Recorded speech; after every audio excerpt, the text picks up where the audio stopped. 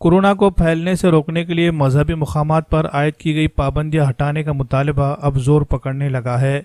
इस सिलसिले में नांदेड़ में सभी मज़ाहिब के मुश्तरका वफद ने सर्वधर्म समिति के बैनर तले जिला कलेक्टर से मुलाकात की और उन्हें जल्द से जल्द शहर के सभी मजहबी इबादत गाहों को खोलने की इजाज़त देने का मुतालबा किया। मजहबी रहनुमाओं के वफद ने जिला कलेक्टर को एक मेमोरेंडम भी दिया है। मेमोरेंडम में ये बात बताई गई है कि एक तरफ हुकूमत ने बाजारों से होटलों और रेस्टोरेंट, शॉपिंग मॉल, शादी खाने और दीगर इदारों पर लगाई गई लॉकडाउन की पाबंदियां हटा दी है, तो सिर्फ अब मजहबी इबादत गाहों पर ही पाबंदियां क्यों नहीं हटाई जा रही है।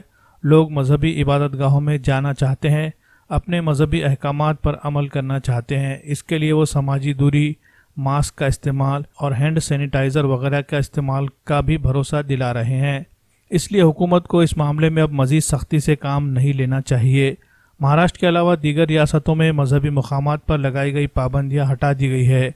महाराष्ट्र में भी चंद एक मुकामात को छोड़कर रियासत के दीगर मुकामात पर कोरोना का मर्ज उतनी तेज़ी से नहीं फैल रहा है जैसा कि अंदेशा जाहिर किया जा रहा था। लोगों ने कोरोना के साथ जीना अब सीख लिया है, इसलिए मजहबी मुकामात भी खोल दिए जाने चाहिए। सर्व अनलॉक 1, अनलॉक 2, अनलॉक 3 मध्ये सर्व धर्म जे आहेत बाकी सगळे उघडण्याची प्रोसेस झालेली आहे, पण फक्त धार्मिक स्थळावरच निर्बंध लादण्यात आलेले आहेत। तर माझी अशी विनंती आहे की बाबा केंद्र सरकारने जे आहे ते धार्मिक स्थळ उघडण्याची परवानगी दिलेली आहे, फक्त महाराष्ट्र सरकार आपल्याला देत नाही आहे। तर माझी विनंती आहे सर्व धर्मीय प्रत्येकच ठिकाणी जे आहे ते आपण कार्यकर्त्यांना या कोरोनाच्या महामारीमध्ये आत्मिक समाधान किंवा तात्विक शांती लाभण्यासाठी एक धार्मिक स्थळ उघडण्याची अत्यंत गरज आहे। महाराष्ट्राबरोबरच सगळ्या इतर राज्यात उघडत आहे, तर माझी विनंती आहे की सर्वच धार्मिक स्थळ जे आहेत ते उघडण्यात यावीत। नांदेड जिल्ह्याचे सन्माननीय जिल्हाधिकारी साहेबांना आम्ही या ठिकाणावर सर्वच धर्माचे धर्मगुरू यांच्या वतीने सर्व मंदिर असेल, मस्जिद असेल, बुद्ध विहार असेल, चर्च असेल किंवा गुरुद्वारा असेल, सर्वच धार्मिक स्थळं या नांदेड जिल्ह्यामध्ये खोलण्यात यावेत आणि महाराष्ट्र राज्याच्या मुख्यमंत्र्यांपर्यंतसुद्धा म्हणजे आज निवेदन कलेक्टर साहेबांच्या मार्फत पाठवलेलं आहे की राज्यभरातील आणि देशभरातीलसुद्धा म्हणजे मंदिरं आणि मस्जिद, बुद्ध विहार, चर्च, सर्व धार्मिक स्थळं हे गुरुद्वारे असेल सर्वच खोलण्यात यावेत असे एक निवेदन नम्रतेचं दिलेलं आहे। कारण धार्मिक स्थळ हे संकटात सापडलेल्या मनुष्यांचं हे मनोबल वाढवणार आहे। अनेक धार्मिक स्थळांमधून, बुद्ध विहारामधून किंवा जेव्हा गुरुद्वारा असेल, मस्जिद असेल, चर्च असेल या ठिकाणावरून मेडिटेशनसुद्धा शिकवल्या जात आहे। त्यामुळे मनुष्य जातीचं हे मनोबल वाढवल्या जात आहे, व्हील पॉवर वाढवल्या जात असतो आणि त्यामुळे बुद्ध विहार असेल की मंदिर, मस्जिद असेल, गुरुद्वारा असेल या सर्व चर्चसहित सर्व धार्मिक स्थळांना शासनाने लवकरात लवकर खोलून सर्व जनतेसाठी त्याची द्वार खुले केली पाहिजेत। अन्यथा सर्व धर्माचे धर्मगुरू हे लोकशाही मार्गाने तीव्र आंदोलन छेडतील। साहेबांना आम्ही सर्व धर्म समिती भेटले आहे, त्यांना अशी विनंती केली आहे की आपण केंद्र शासनाने सर्व धर्माचे मंदिरे, मस्जिदे हे उघडण्याची परवानगी दिली असताना महाराष्ट्र राज्यात ही परवानगी लागू करण्यात आलेली नाही। तरी आज आम्ही सर्व धर्म समिती यांना निवेदन दिले की आपण ही महाराष्ट्रातील मंदिरे, मस्जिदे हे धार्मिक स्थळे उघडून त्यात सहकार्य करावे आणि आमची अपेक्षा आहे की नांदेडचे जे नाव आहे जागतिक पातळीवर श्री गुरु गोविंद सिंग साहेबांचे स्थान असल्याने आणि येथे प्रत्येकांचे त्यांचे निवार व्यवसाय ते आर्थिक धार्मिकवर असल्याने त्यांना ही पण विनंती द्यावी अशी आम्हाला महाराष्ट्र राज्याला आज माननीय जिल्हाधिकाऱ्याच्या मार्फत उद्धव ठाकरेजी यांना आम्ही निवेदन दिलेले आहेत। आम्हाला अपेक्षा नाही, विश्वास आहेत कि ते याबद्दल योग्य निर्णय घेऊन धार्मिक स्थळे खोलण्यासाठी परवानगी देईल। धन्यवाद। आज यहाँ पर सर्वधर्म समिति की जानिब से हमारा पूरा डेलीगेशन कलेक्टर साहब से हमने मुलाकात की। इसमें हिंदू, मुस्लिम, सिख, ईसाई और बौद्ध और तमाम मज़हब के धर्मगुरू शामिल थे। हमने कलेक्टर साहब के ज़रिए हमारे सीएम साहब से मुतालबा किया कि अब तक चूँकि जो है तमाम धार्मिक स्थल जो है बंद है, तो आने वाली 1 तारीख से नई गाइडलाइंस आ रही है, इसमें सिनेमा गृह वगैरह को भी खोला जा रहा है। तो हमारी सीएम साहब से दरख्वास्त है कि चूँकि जहाँ पर दवाएं काम नहीं करती है वहाँ पर दुआएं काम करती है, तो इसलिए हमारी दरख्वास्त है कि आने वाली 1 तारीख से जितनी भी धार्मिक स्थल हैं, मजहबी इबादतगाह हैं, वो तमाम को खोला जाए और लोगों को आसानी से इबादत करने का मौका दिया जाए। अधिकारी माननीय जिल्हाधिकारी साहेबांना आम्ही आज निवेदन दिलेलं आहे आणि सर्व धर्मीय समिती मिळून आम्ही या ठिकाणी त्यांची भेट घेतली आहे आणि याबद्दल राज्य सरकारने थोडं लक्ष घालावं आणि धार्मिक स्थळं उघडे करून द्यावेत, जेणेकरून लोकांचा श्रद्धेचा विषय आहे. लोक भक्ती करू इच्छित आहेत, आराधना करू इच्छित आहेत आणि म्हणून CM साहेबांना ही आमची विनंती आहे की यामध्ये बाबतीत त्यांनी लक्ष घालावं.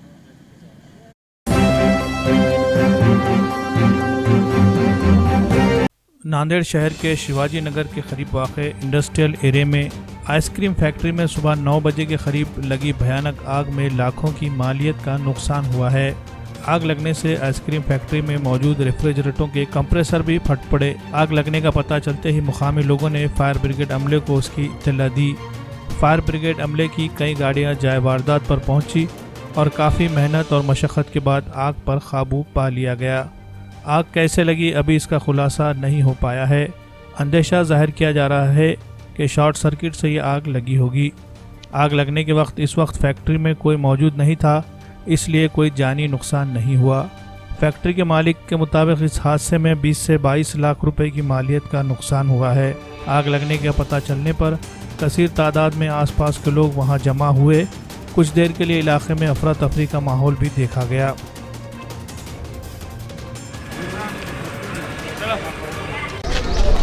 मोहम्मद साजिद नाम है मेरा। न्यू मेट्रो एंटरप्राइजेस के नाम से फर्म है शिवाजी नगर में। सवेरे 8:30 बजे फ़ोन आया, आग लगी बोल। भागते आके देखा तो बहुत ज़्यादा आग लग गई, कुछ भी नहीं बचा उसमें। 22 लाख का नुकसान हो गया। 20-22 लाख। क्या काम होता था ये? आइसक्रीम की एजेंसी थी, आइसक्रीम और नमकीन का ये था, स्टॉक था। सब जल के खाक हुआ? हाँ, कुछ ही नहीं बचा।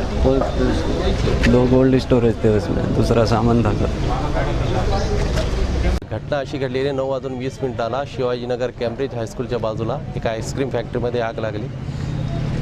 त्यावेळेस आम्हाला नियंत्रण कक्षामध्ये कॉल आला। आम्ही तात्काळ 2 मिनिटाच्या आत त्या घटनास्थळी पोहोचल्यानंतर आगीचे स्वरूप मोठे होते। एक वाहन टेंडर कमी पडत असल्यामुळे दुसरे तिसरे 3 वाहन टेंडर आम्ही मागवल्यानंतर तिन्ही बाजूने पाण्याचा मारा केला आणि तात्काळ आग आटोक्यात आणली। फक्त ह्या दुकानात नुकसान झालं का इतर कोणत्या? नाही, इतर तिन्ही बाजूला 3 फॅक्टऱ्या होत्या दुसऱ्या, तिथं कोणत्याही प्रकारची आग पसरू दिली नाही अग्निशमन दलाने आणि आग हे नियंत्रण तात्काळ आणण्यात आले।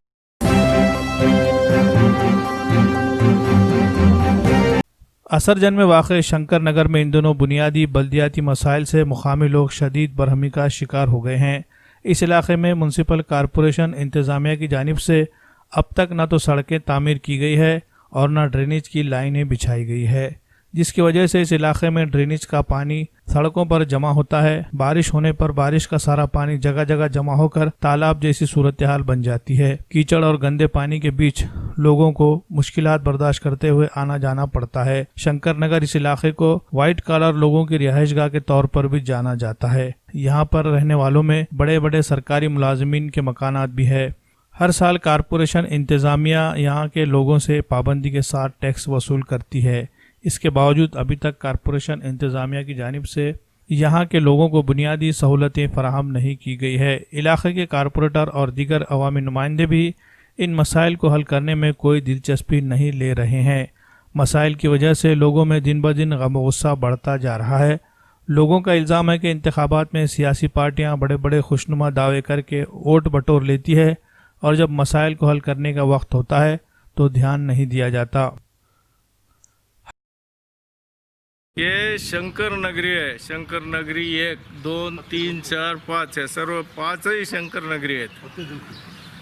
आणि शंकर नगर याला फत्तेजंगपूर मूळ नाव याचं फत्तेजंगपूर हा एरिया। फत्तेजंगपूर एरिया हा म्युन्सिपाल्टीने आपल्या महानगरपालिकेने ताब्यात घेतलेला आहे। त्यांच्या ह्याच्यात 10 वर्षाच्या वर 10 ते 12 वर्ष झाले। 12 वर्षानंतर आजही इकडे बघायला तयार नाही, लाईटसुद्धा द्यायला तयार नाही, पोल द्यायला तयार नाही आणि रस्ते ड्रेनेजचं तर काही विचारायचं कामच नाही। त्यांच्या डिक्शनरीमध्येच नाही ते। सारखं 2 वर्षापासून आम्ही त्यांना अर्ज देतोय। पावसाळ्यात रस्त्याचं काय हाल आहे?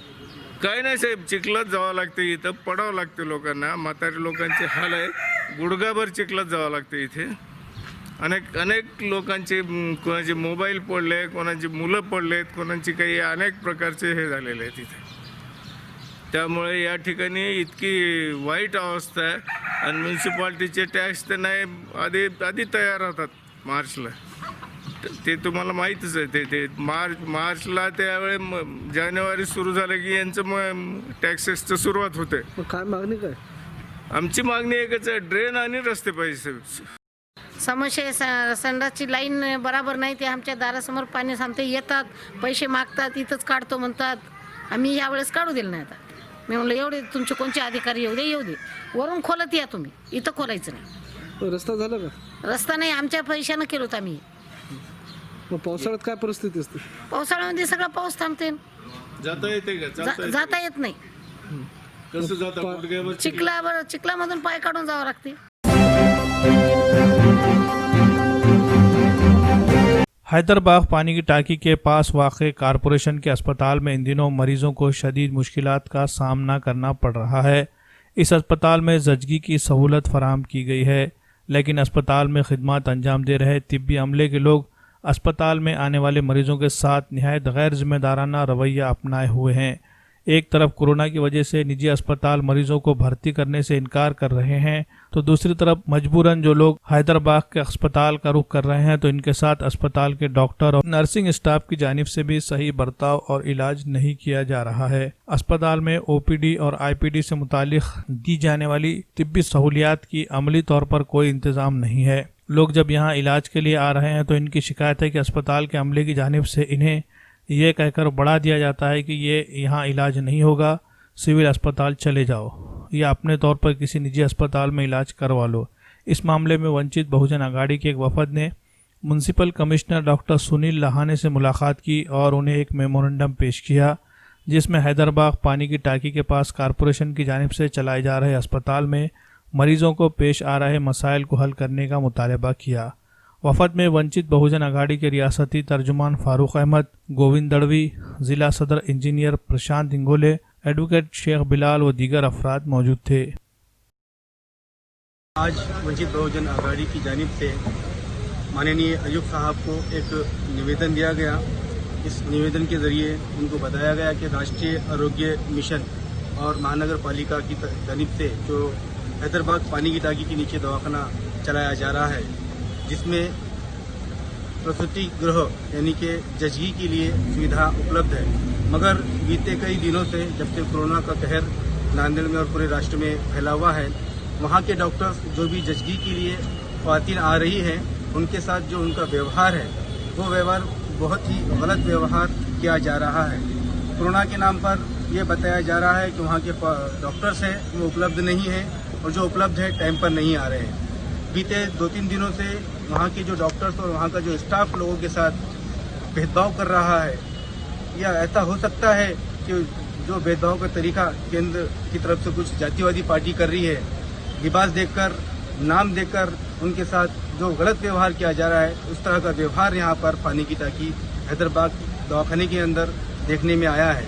इस तरह का निवेदन हम लोगों ने आज वंचित बहुजन आघाड़ी की जानिब से आयुक्त साहब को दिया है कि वहाँ पर होने वाले दुर्व्यवहार और असुविधा को देखते हुए वहाँ पर जो असुविधा हो रही है उस सुविधा को फिर से उपलब्ध कराया जाए और जो गलत काम वहाँ पे डॉक्टर और स्टाफ के जरिए हो रहा है उसको तुरंत रोका जाए, वरना वहाँ की जनता में जागरूकता कर वहाँ की जनता के जरिए वंचित बहुजन आघाड़ी जल्द ही इस विषय पर तीव्र आंदोलन करेगी. इस तरह का इशारा आज माननीय आयुक्त साहब को दिया गया.